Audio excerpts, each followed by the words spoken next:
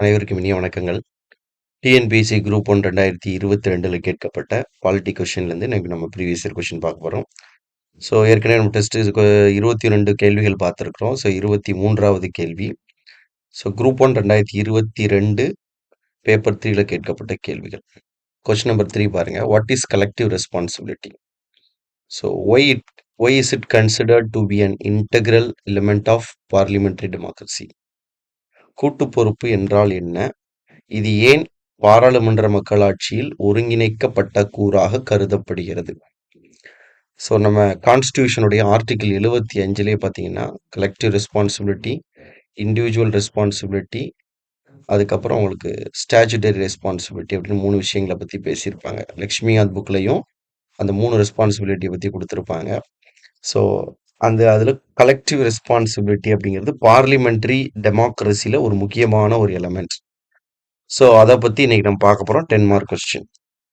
So இதற்கான answer பார்த்தீங்க அப்படின்னா உங்களுக்கு இதில் ரெடி பண்ணியிருக்கிறேன்.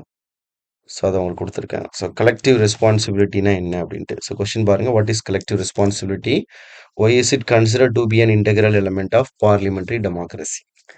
ஸோ கலெக்டிவ் ரெஸ்பான்சிபிலிட்டி அப்படிங்கிறது என்னென்னா, it is a fundamental principle underlying the working of parliamentary system of government.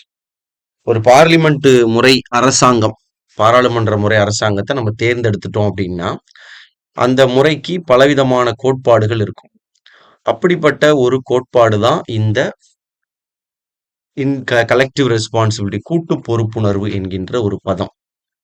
கூட்டு பொறுப்புணர்வு அப்படிங்கிறது என்னன்னா, ஒரு பிரைம் மினிஸ்டருக்கு கீழே கவுன்சில்ஸ் ஆஃப் மினிஸ்டர்ஸ், அந்த கவுன்சில்ஸ் ஆஃப் மினிஸ்டர்லேயே பாதி பேர் கேபினெட் மினிஸ்டர்ஸ், பாதி பேர் மினிஸ்டர் ஆஃப் இண்டிபெண்டன்ட் ஸ்டேட்ஸ், பாதி பேர் டெப்டி மினிஸ்டர்ஸ், இப்படி எல்லாரும் இருக்கிறாங்க. இப்போ இவங்க எல்லாரும் சேர்ந்து தான் இந்த பாராளுமன்றத்துடைய மக்களவைக்கு கூட்டு பொறுப்பானவர்களாக இருக்கிறாங்க. இப்போ பிரைம் மினிஸ்டர் அப்படிங்கிறவர் பதவி விலகிறார் அப்படின்னா என்டையர் மினிஸ்டர்ஸ் எல்லாருமே பதவி விலகினதாக அர்த்தம்.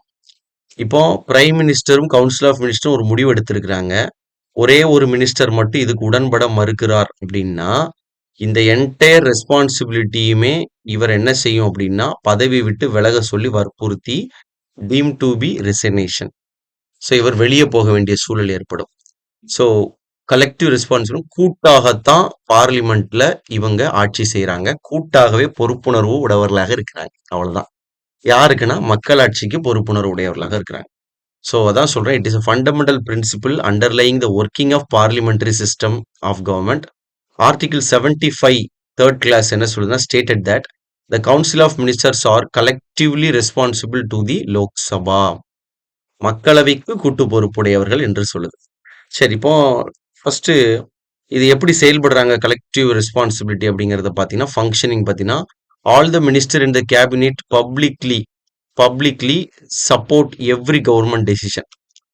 அதாவது உள்ள ஒரு 50 மினிஸ்டர்ஸ் இருக்கிறாங்க ஒரு கவர்மெண்ட்லன்னா 50 மினிஸ்டரும் கவர்மெண்ட் என்ன டெசிஷன் எடுத்தாலும் அது whether it is right or wrong அதை பத்தி கவலைப்பட வேண்டாம். மனசாட்சியோட இது சரி தவறு என்று சொல்ல அவசியம் இல்லை.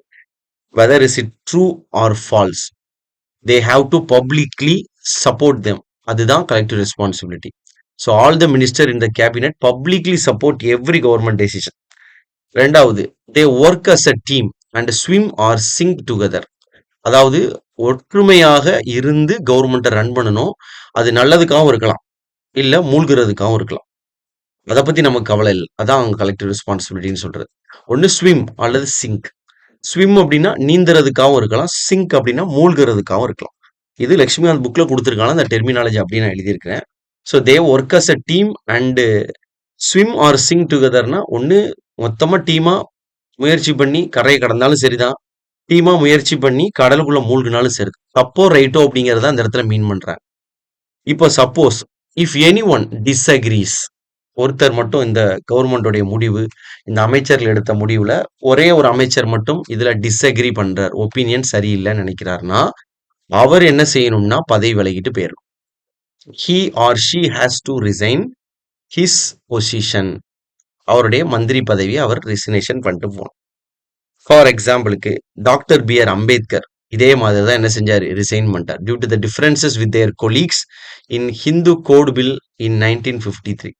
1953வது வருஷம் ஹிந்து கோடு பில் என்று ஒரு பில் வந்து பாஸ் பண்ணும் பொழுது அந்த பில்லுல ஏற்பட்ட டிஃப்ரெண்ட் ஒப்பீனியன் 2 பேருக்கு ஏற்பட்ட அந்த கருத்து முரண்பாடு காரணமாக கவர்மெண்ட்ல ஒரு மினிஸ்டரா இருக்காரு. பட் இவரோட ஒப்பீனியன் வந்து கவர்மெண்டோட ஒப்பீனியனுக்கு அகெயின்ஸ்டா இருக்கும் பொழுது அவர் தான் ரிசைன் பண்ணிட்டு போறார். ஸோ கலெக்டிவ் ரெஸ்பான்சிபிலிட்டின்னு சொல்லும் பொழுது இந்த மாதிரி ஒரு உதாரணத்தை நம்ம சொன்னாதான் அதுக்கு எக்ஸாம்பிள் கரெக்டா இருக்கும். இப்போ கொஸ்டின்ல ஃபர்ஸ்ட் பாயிண்ட் அட்ரஸ் பண்ணியாச்சு. வாட் இஸ் கலெக்டிவ் ரெஸ்பான்சிபிலிட்டி நம்ம ஆன்சர் பண்ணியாச்சு. அதான் கலெக்டிவ் ரெஸ்பான்சிபிலிட்டி அதோட ஃபங்க்ஷனிங் ஒரு எக்ஸாம்பிள் முடிஞ்சு 5 மார்க். இப்போ why is it consider to be an integral element of the parliament democracy? இது ஏன் முக்கியம்? எதுக்காக முக்கியமாக பார்க்கப்படுகிறது? இப்போ it is consider to be an integral element of parliament democracy by the following means. பின்னாடி வரக்கூடிய இந்த கண்டிஷனுக்காக முக்கியமானதா பார்க்கப்படுது. ஒன்னு, என்ஷோர் அக்கௌண்டபிலிட்டி, பொறுப்புன்னு ஒண்ணு இருக்கு. இந்த முறையில தான் என்ன இருக்கு அப்படின்னா பொறுப்பு அப்படின்னு ஒண்ணு இருக்கு. அதாவது நிர்வாகிகள் எல்லாருமே சட்டமன்றத்துக்கு பொறுப்பானவர்களாக மாறுறாங்க. Executive responsible to legislative. இதுதான் ரெஸ்பான்சிபிள் கவர்மெண்ட்டுக்கு உள்ள எசன்ஸ்னு சொல்றோம். ஒரு பொறுப்புள்ள அரசாங்கம்னா இதுதான் குறிக்குது. ரெண்டாவது, மெயின்டைன் ஸ்டெபிலிட்டி.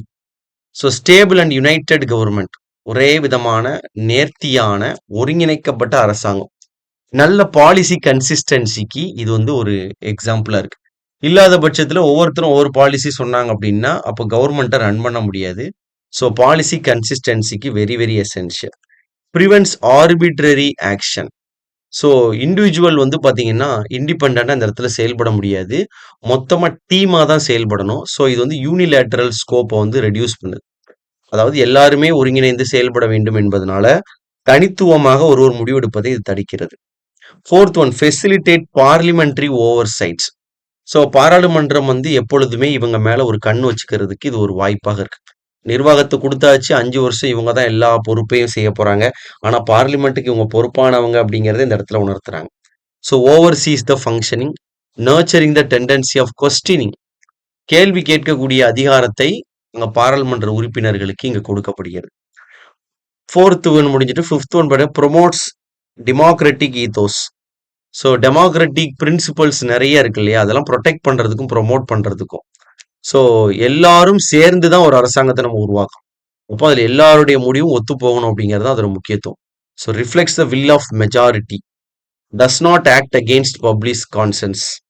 பப்ளிக் கான்சென்ஸ்னா பொதுமக்களுடைய மனசாட்சிக்கு எதிராக இவங்க செயல்பட முடியாது. Pave the path to the democratic accountability. மக்களாட்சி பொறுப்புணர்வு என்பதற்கு இதுதான் பாதை அமைத்து தருகிறது.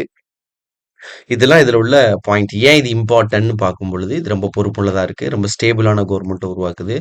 ஆர்பிட்ரரி ஆக்ஷன், தன்னிச்சையாக செயல்படுவதை தவிர்க்கிறது. அடுத்த பார்லிமெண்ட் எப்பவுமே பாதுகாக்க இவங்களுக்கு கண்காணிக்கிறதுக்கு வாய்ப்பு தருது. அடுத்தது பார்த்தீங்க அப்படின்னா டெமோக்ராட்டிக் ஈத்தோஸ்னு சொல்லக்கூடிய மக்களாட்சியுடைய சில கோட்பாடுகள், பிரின்சிபல்ஸ், இந்த ப்ரிசெப்ட்ஸை வந்து பாதுகாக்கிறதுக்கு இது வந்து முன்னுதாரணமாக இருக்கு அப்படிங்கிறதே சொல்றேன்.